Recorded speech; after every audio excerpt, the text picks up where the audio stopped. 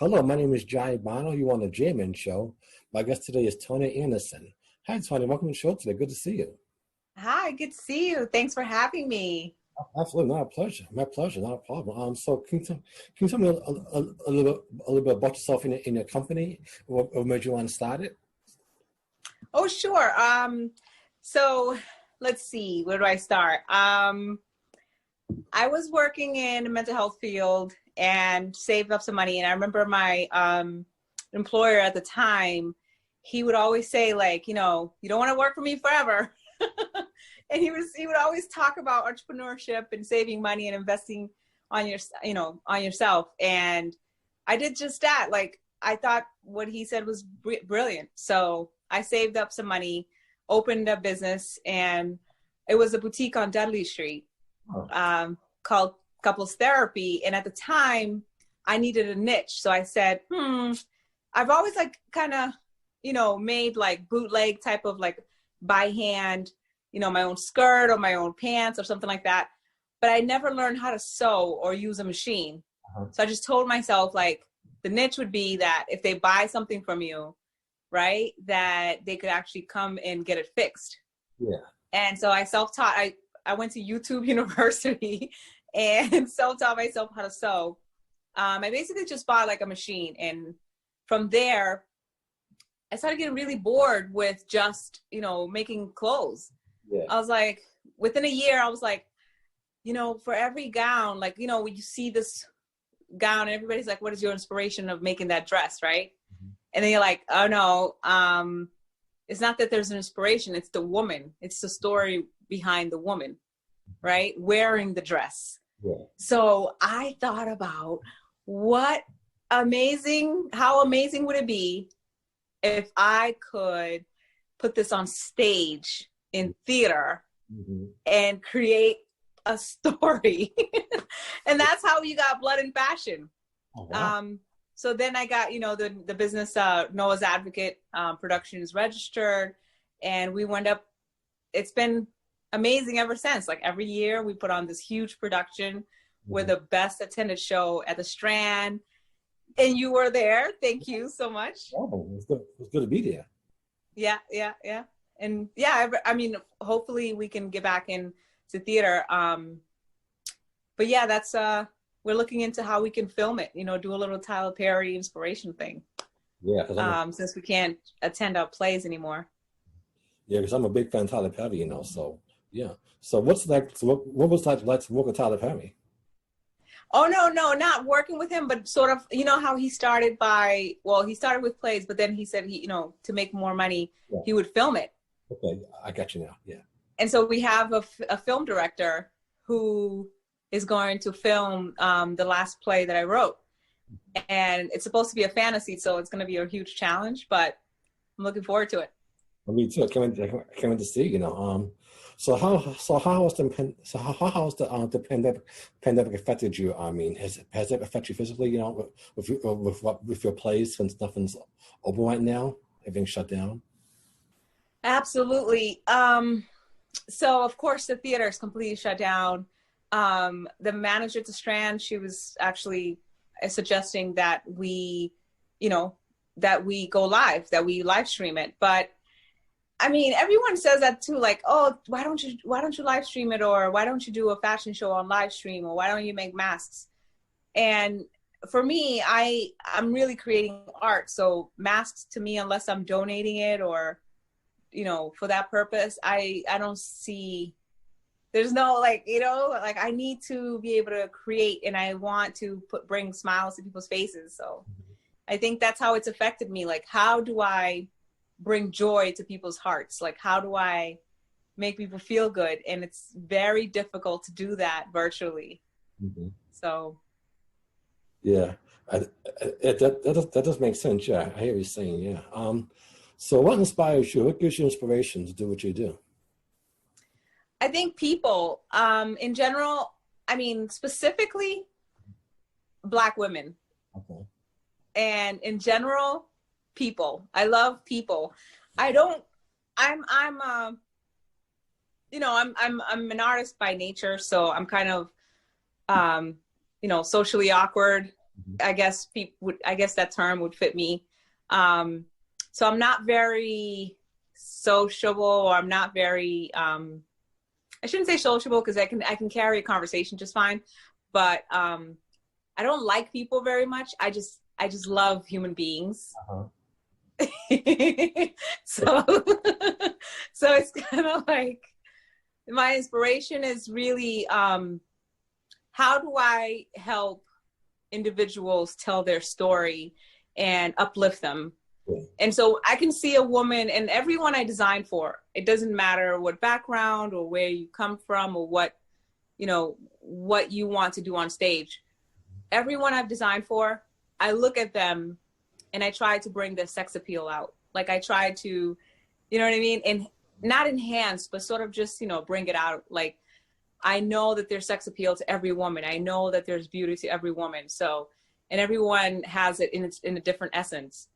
And I try to do just that. I look at the woman, I study her, I ask her about her life a little bit. Do you have kids? Do you study? What do you like to do? And I just observe the person. I study the person, and then I'll come up with an idea. I'll say, this is the dress that's going to best suit you. Yeah. Okay, that's good. So do you have any current projects you're working on for the year? Anything exciting coming out in the year? More dressable? Oh yeah. So the thing that's happening right now, there's like an RFP out for I guess not renovating, but they've decided that Upham's Corner is going to be an art district in Dorchester. So the Strand Theater is looking at ways to connect more with artists of color. If a new company comes in and runs the Strand, how will they continue to make it feasible for people like myself or different franchise communities? So for me, I have like a lot of shows. Like, I want to do a Met Gala for Black people, right? Sort of just emphasizing Black excellence. So, as you know, Met Gala, it's all about creativity. I would like to, when we get to normal, to be able to have people create their own gown, so to speak, and everyone can come in their costume gown type of thing and show their creativity. We also wanted to do something for Halloween, but that didn't go through because of COVID. But definitely filming the play that I told you about and showcasing that. I'll start to audition pretty soon. We'll start holding casting. We're looking for understudies. We may lose our lead because it's been such a long time. She moved out of state. If she's not able to travel, we'll need another lead, and that sets us back a little bit. But yeah, it's exciting because, again, it's like it's not, I wouldn't say a musical. There's some dialogue in this play. It's not like Dracula, where it was like a silent play with the teleprompts in the back, but more like a symphonic, some dialogue type of fantasy play. Okay, that sounds good. Yeah. So what advice can you give people like me, entrepreneurs that want to follow your footsteps, or that want to start a new business? What advice can you give them that want to branch out and start a new business, or be a film director or write stories like you? Oh, sure. First, I would say believe in yourself. Like, no matter what, like, we always have fears that this may not work or that might not work. Well, how many ideas did Steve Jobs have before? Like, how many times did he fail before he succeeded? Right? So be fearless and know that opening a business is a risk. Take the risk and enjoy the aches and pains. Because, and I mean that, sort of speak, like, you're going to learn from it. You're going to love it when you understand like the blessing in it. Right.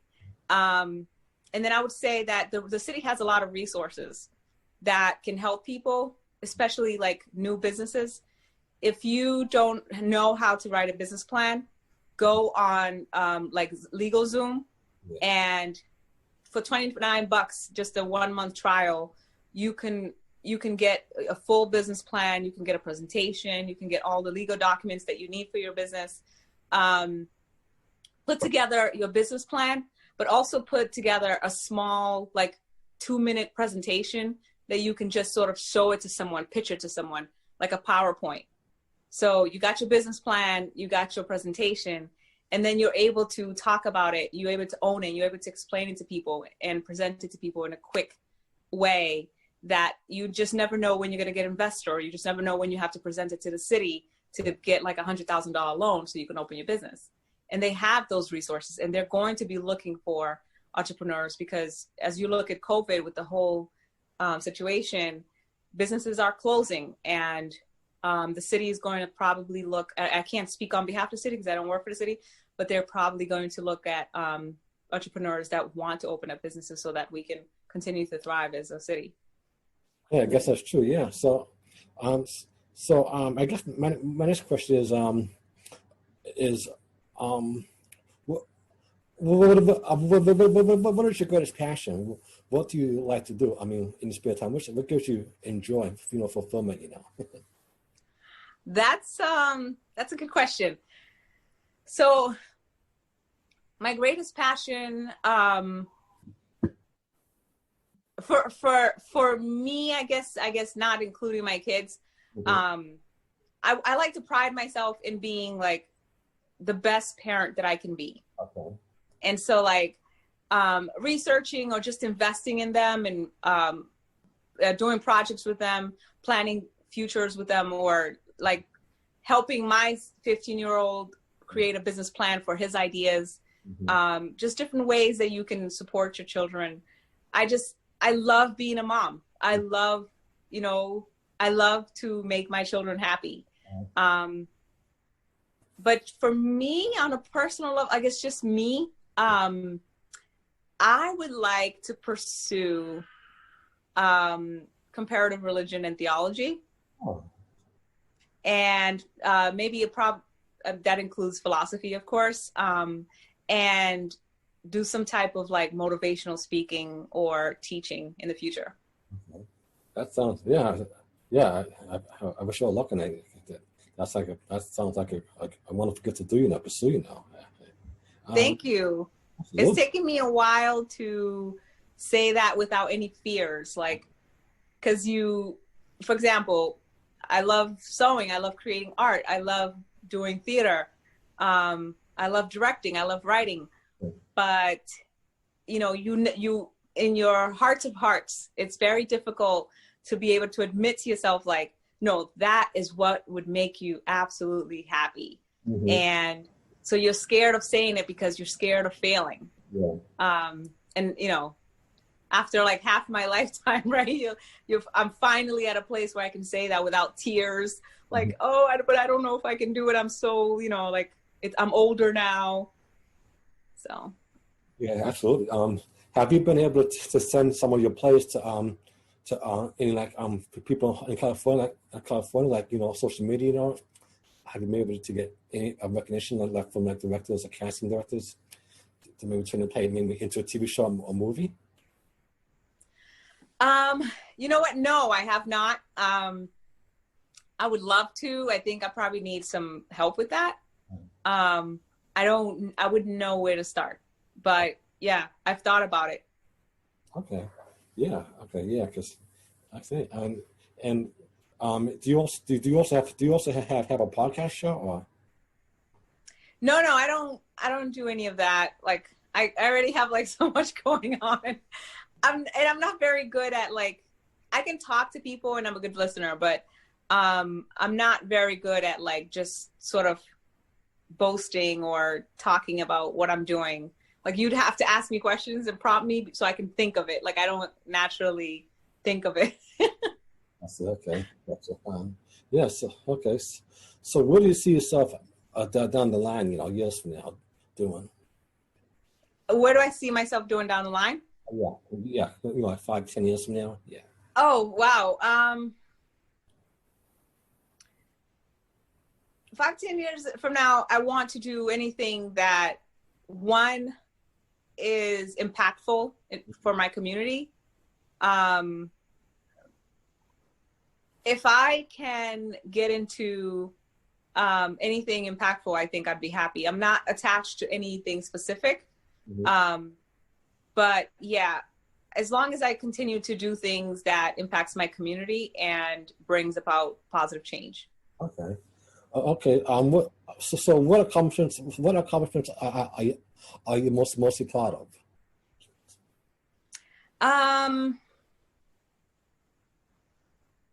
I'd have to go back. I know this is corny, but I have to go back to like being a mom. Okay. Corny. That's cool. Yeah.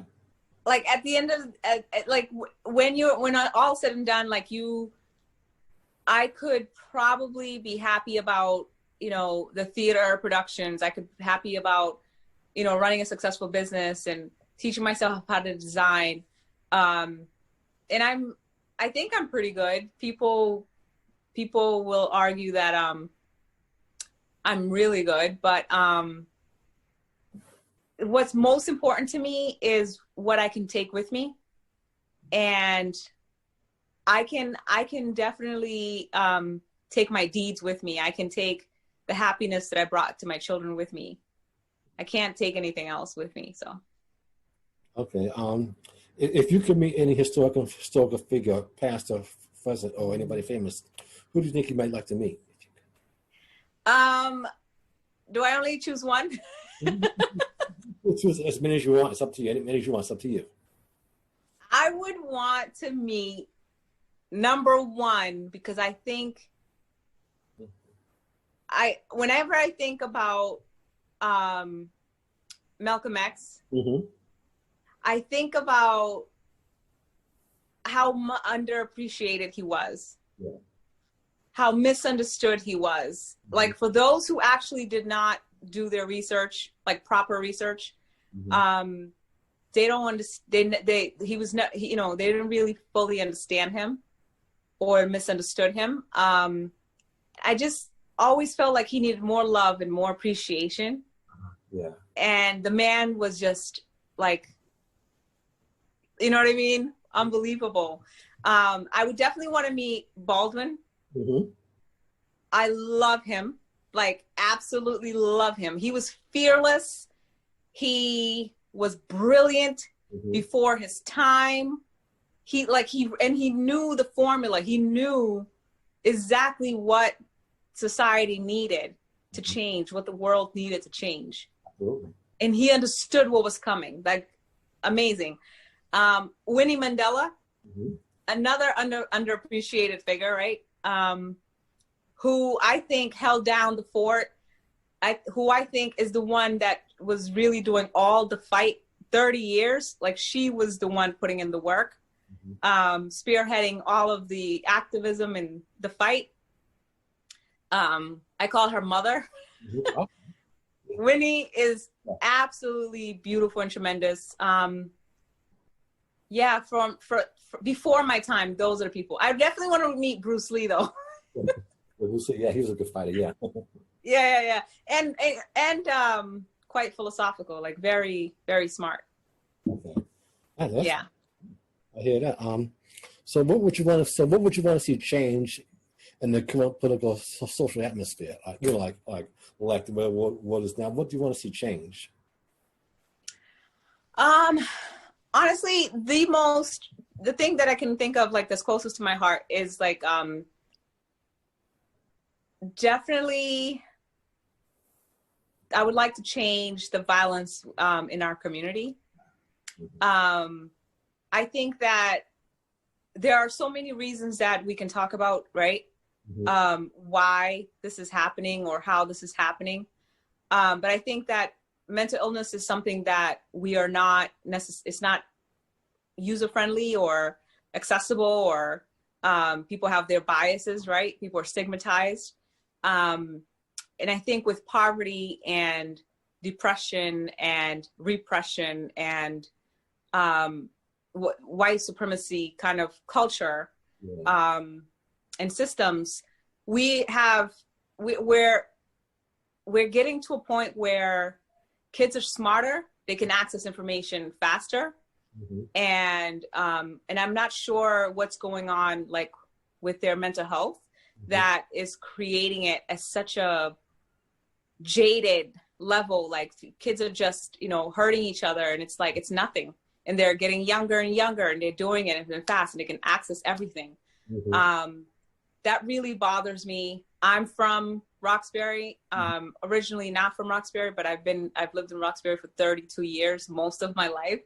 And I grew up in Academy homes in the projects. So I saw gang violence. I grew up in it, bullets flying. I've seen friends get killed. I've seen friends get stabbed like that or shot, So growing up with that and having to see so much of that. And then for now, as an adult with children, to be able to witness or to see what's going on in our community, it's just heartbreaking.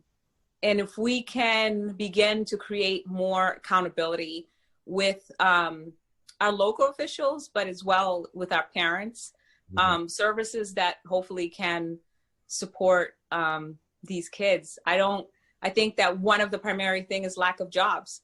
And the more poverty, like the more kids are looking for ways to either on some level to help their family or themselves, or instant gratification on some kind of, overcompensating way. But either way, I'd love to work on that. And even with Blood and Fashion, we try as much as possible to give underprivileged artists in the Black community, or specifically in the urban settings, to come to theater and do something that's productive, to find healthy outlets as opposed to, violence.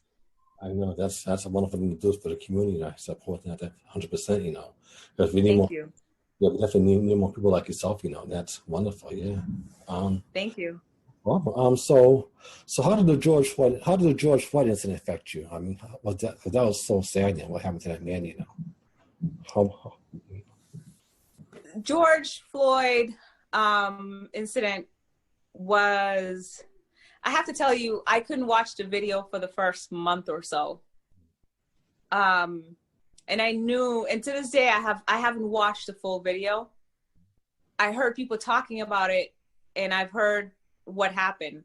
But I haven't actually watched the full video. I started to, and then I would watch pieces of it, but not the full thing. I'm just too sensitive for something like that. And I think it's for the reasons that a lot of mothers across the world said when he called out his mother. As a Black woman to see that, but as a mother to see that, but as a Black mother to see that, it broke my heart, right? I still get emotional just thinking about it. What a sad day when, history repeats itself in a way that is televised, in a way that we feel completely helpless, and we couldn't help him, right? But so many of George Floyd's have taken part in history, right? Has taken place. And we didn't see it. It wasn't televised. It wasn't talked about. And now that it's happening, it's unfortunate that it's happening in this way where it's televised, but people are finally saying, oh my gosh, like that actually happens. And, Black folks, we're like, yeah, that happens a lot. And, and so what I always think about, where do we go from here, right? And I think that's how it's impacted me. Where do we go from here? If this has sparked some type of, revolutionary ambition within us, we have to strategize, we have to plan, and we have to be purposeful in our next steps. And, and I love that, millennials and what are they? They're Gen X's, right? I think so, yeah. Yeah, I was getting mixed up. Yeah. They're so smart, they're so powerful, and they're ready to go, right? I think that we just sort of have to be supportive of that and aid them with whatever, skill that we can bring to the table to be able to start putting our foot where our mouth is, right? Yeah. Or our money where our mouth is. Yeah. Yeah. You got to excuse me. Like I tell people this all the time, and I'd be like, listen, it's not that I'm trying to show off, but English is my fourth language. So like, I have to process like a couple of times, and I definitely don't know innuendos. I don't know figure of speeches. So sometimes when people say things, I'd be like, huh? Well, you're doing good. Yeah. I understand. Oh, thank you. Okay. Yeah, I try. Doing perfect. Doing great interview. So I guess my next question is, what's the most significant event that happened in your lifetime? The most significant thing, wow. That's a big question. It has to be that when I began to practice more spirituality, aside from, of course, the birth of my children, but when I began to study how to love myself and how unconditional like God's love is, I think that was like a rebirth, you know? Okay. Yeah. Okay.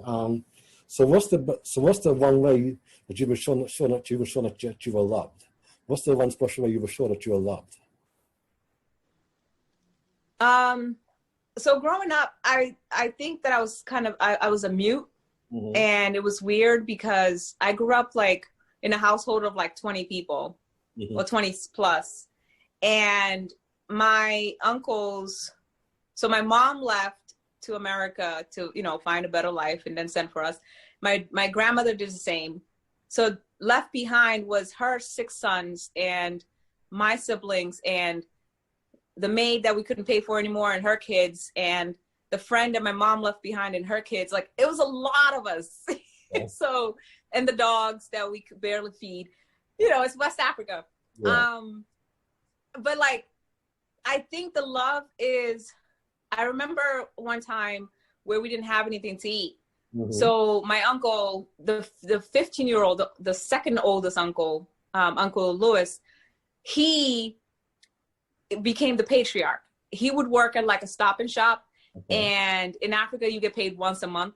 Wow. And so you have to make that spread. Yeah, it's once a month. So like, I heard him talking to my aunt, like, what are we gonna do? There's no food today. So everybody was told that at nighttime we would eat. And the bread, there was like a half a loaf of bread and then 1 tea bag. And then they made like this big pot of tea with, you know, added a bunch of sugar, of course. Everybody got a little piece of bread and we all sat with candle lights because the electricity got cut off. Yeah. And we were like all on the floor, but the idea that my uncle was crying over like what to eat and then finally had an epiphany, like this bread and this tea, and we had the best time of our lives. Like the storytelling that went on for the night, like we talk about, like, you know, old ladies by a campfire telling stories. That's what happened. And to me that was showing me love, because my uncle, he was 15 but he sacrificed going to school, moving on, even when he turned 18, like going to another country, he waited until I was safely in the US and felt like I could do something before he could go find live his own life. So to me, like in retrospect, he came out maybe about a decade ago. He passed now. He died a couple years ago, but he came out only like a decade ago, understanding that this was a gay man in Africa who was closeted because, you know, of the fear of how he was going to be treated in Cape Verde, West Africa. And to think like he sacrificed everything for us, for me, right? There's no better way to show someone that you love them. Yeah. And because there were so many people, like I would just not talk. Like until maybe I was like 10, because there's not enough time to address everyone. So, but like I didn't need to talk, I guess, because look at all the love, like, you know what I mean, that I received from this one human being. I'm forever grateful. That's a wonderful story. I'm glad. Thank you for sharing. I appreciate it. That's wonderful to hear. So what would Thank be you. the problem? So what would be? So what is your ideal job? Your ideal job, I guess, that you want to have. My ideal job, I would be creating art. Mm-hmm. I would be doing it in a way that resonates spiritually with everyone, right? And I would be helping the community, all three in one. That's wonderful. Did you Thank finish? you. Did you finish college? I have so I went to Springfield College.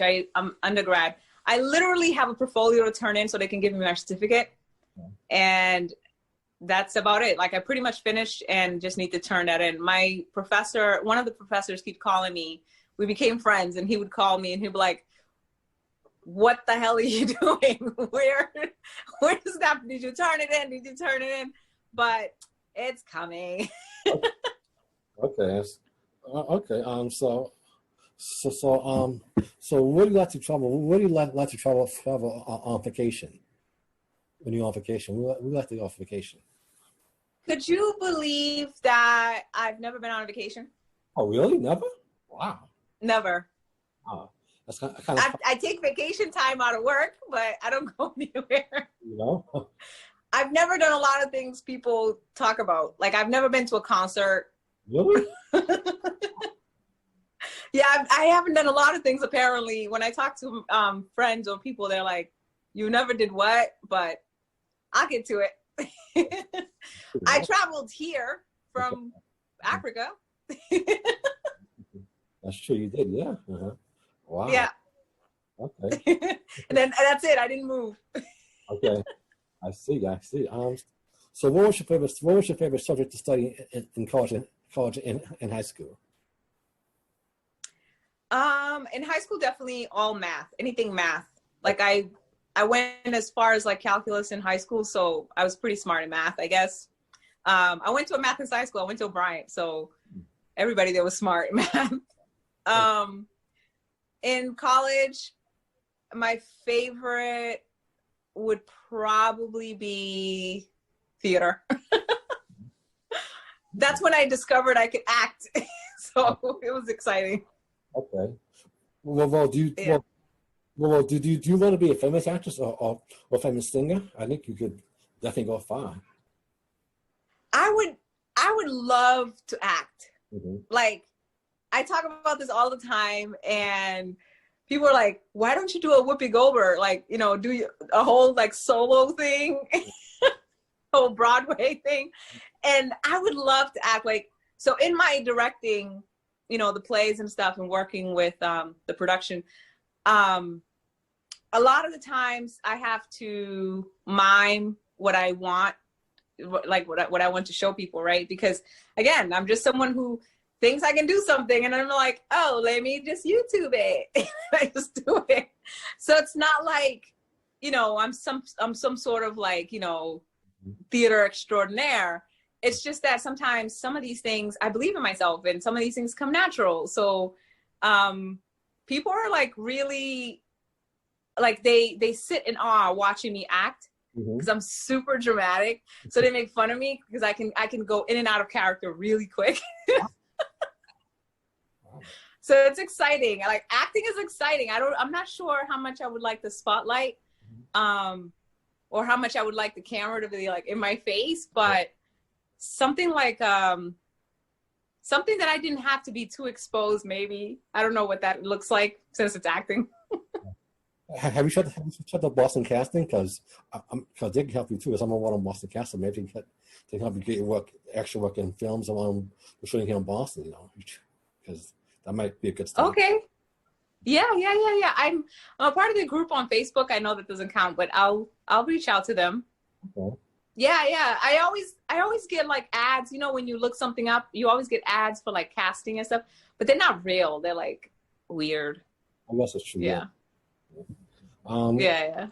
Okay. So if you could do it again, do you think you might take a different path academically, or you might continue on the same path you're on right now? If I could do it again with my life in general? Yeah. Oh, yeah. If you like your career, you know, yeah. Mm-hmm. If I could do it again, my life exactly the same. Mm-hmm. Like I grew up very poor in Cape Verde, West Africa. You know, my uncles, all the suffering, every good story, every laughter, coming to, you know, like Academy Homes projects, like my friends, the kids I grew up with, watching, like, you know, people in the crack epidemic, like the pimps, the gangsters, everybody. I would take it all and I would do it the same way. I wouldn't change a thing. In terms of like career path, maybe because I went into human service by default. Okay. I started working when I was 13. Okay. So it was being a peer leader, you know, educating teens on, you know, social issues and stuff.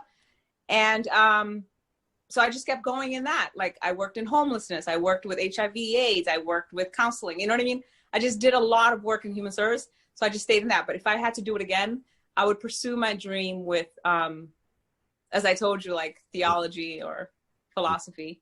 Okay. So what was your best job and what was your worst job? Oh, wow. My worst job is the one that paid the most money. No. That's my best job. Like, I'm a businesswoman, so I'm very happy when I make money because I like to give money. So I like to have a lot of money so that I don't go broke giving money. So yeah, that's my best job. I'm not very attached to things, but always, of course, when it's rewarding, mm-hmm. when a job has been that it's offered me growth mm-hmm. personally and mentally, right? And one that I can contribute, one that I feel that I'm actually contributing. I'm actually productive, you know, and that's been a lot. I think I did really well in mental health. Okay. In the mental health field. Well, that's wonderful. Yeah, I hear that. So in addition to being paid money, how else has your career created value in your life?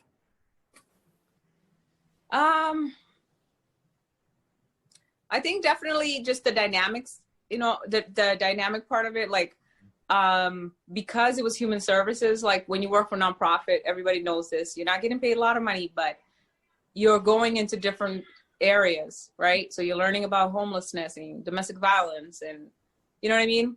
I did HIV testing and counseling. Like, so you become a very dynamic human being because you're learning about all different, not all, but most of these aspects of life, the things that people go through. You hear people's stories.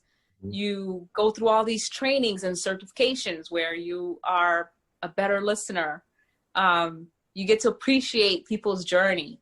Mm-hmm. Like that makes you a really dynamic person. Like anything that people say is not going to surprise me. Like if you know what I mean? I'm sure I've heard the stories before. If I haven't heard it, it's still not going to surprise me because I'm open now, mm-hmm. you know? I hear that. So what is your goal as a parent? My goal as a parent? Make sure that like all my paperwork is in order, like, you know, in terms of what I'm leaving to my children. Like, you know what I mean? Like make sure that my math is done right. Like financial stability is a big thing. I come from, right, humble beginnings. So I look at, and then also preparing my children to coping with when I'm not here. Okay. So that they understand and they have a good perspective on that, so that they can be strong and so that when I'm not here, they can move on properly or in a healthy way. So what place does religion have in your life? Huge. Religion has a huge place in my life, except, you know, what is called religion, in my practice, it's called a way of life. So, like it's not a diet, it's a way of life kind of thing. But it's everything. It's what I eat, how I eat, how I walk, how I talk, how I drive, how I deal with people, everything. It's in everything. So huge. Yeah, me too. I feel you. I hear the same way. So what do you think happens after you pass on, in your opinion? Say that again? I'd ask, what do you think happens after you pass away, after you pass on? What do you think happens in your opinion? I believe in afterlife. Okay. Yeah, I'm not totally certain about reincarnation. Yeah. Mm-hmm. But I'm leaning toward that. I think that ultimately it's the decision is God's though. Yes. Mm-hmm. But I definitely believe in the afterlife. Okay. Yeah. Okay. So what are the main lessons that you've learned in your lifetime so far? The main lessons? Yes, you learned it. Mm-hmm. Forgiving yourself is the ultimate lesson, I think. Being good to yourself and allowing yourself to grow, allowing yourself to be to make mistakes, Mm-hmm. and to love me, right? I think ultimately that's what drives us. That's what makes us a good parent. That's what makes us a good lover. That's what makes us a good friend. Mm-hmm. Without self-love or without forgiving yourself, like we're quick to forgive people. Yes. Somebody does something to you, okay, no problem. But we suppress so much of what hurts us. Yeah. And we build this guilt, like this self-guilt. Mm-hmm. And we have fears that we're unforgivable, we're unredeemable. Mm-hmm. And to get over that, to be able to learn how to forgive yourself and be okay with the process. Mm-hmm. I think that's the ultimate goal. So that's the lesson so far. I'm not saying I've accomplished it. I'm saying working on it. Yeah, I hear that. So what is your greatest hope and what is your greatest fear and hope? Ooh, my greatest hope is, of course, that we reach the goal, like we reach the evolution, like the ultimate evolution, and we don't have to be so dumb. Absolutely. You know what I mean? Like, yeah. We're so dumb. So if we can just evolve and stop hurting each other, that'd be pretty awesome. Yeah. Right? That'd be pretty awesome. So yes. And I think it's mostly ignorance. Mm-hmm. And sometimes we're diseased. Yeah. But if we can evolve to a point where we reach, world peace, some utopia of some kind. Yeah. My biggest fear, mm-hmm.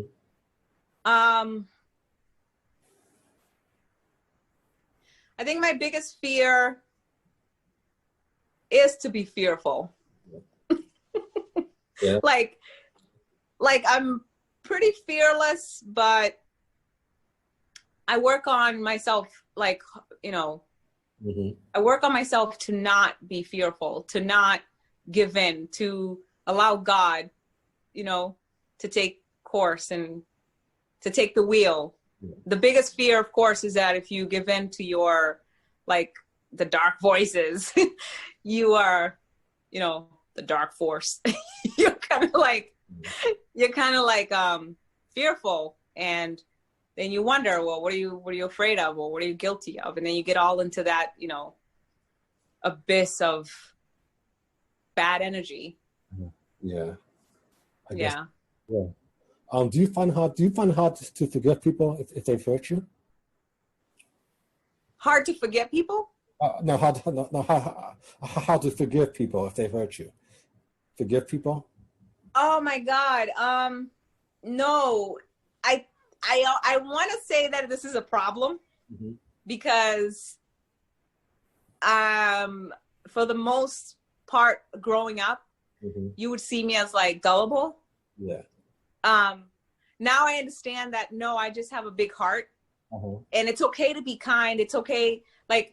I'm not like, I'm not that great of a person, but I'm sweet and I want good for people for the most part. Yeah. But you know what I mean? But I'm not there yet. Like, I'm not like such a nice person. Yeah.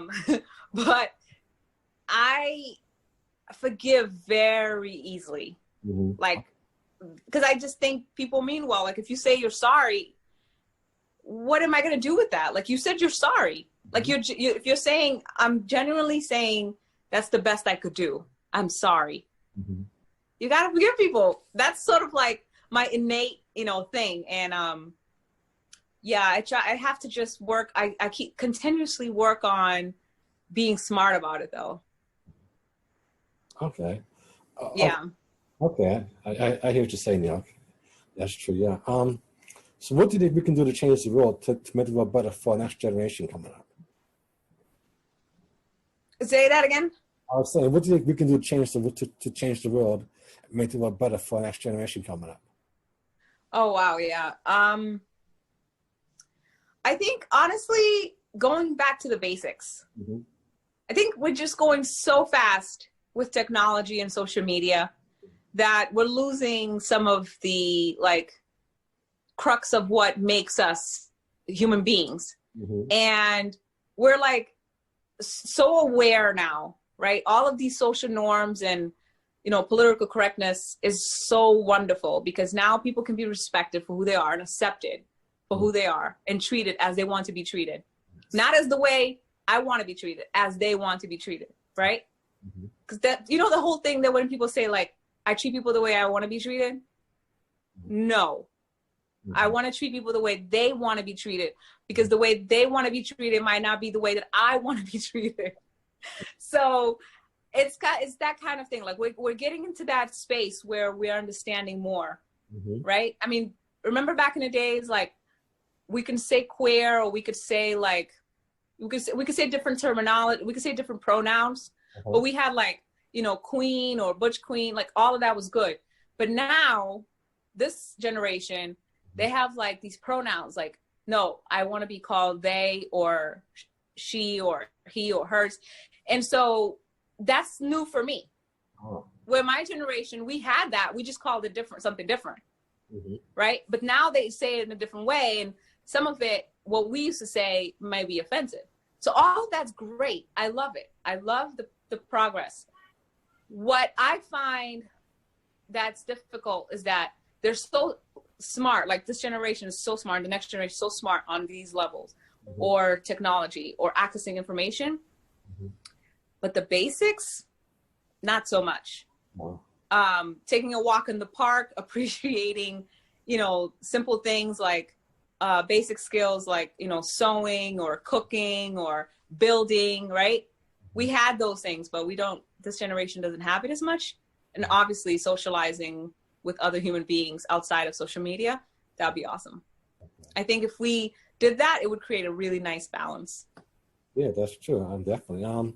Okay, so where can we find you on social media if we want to reach out to you? Oh yeah, so Facebook, Tania, I'm gonna say Tania Fernandes because I have two pages, one with my maiden name, one with my name now, but Tania Fernandes on Facebook, and it's last spelled with an S. On Instagram, it's The Blood and Fashion, like spelled out. And I don't do much Twitter, but you can also go to bloodandfashion.com. Okay. Yeah.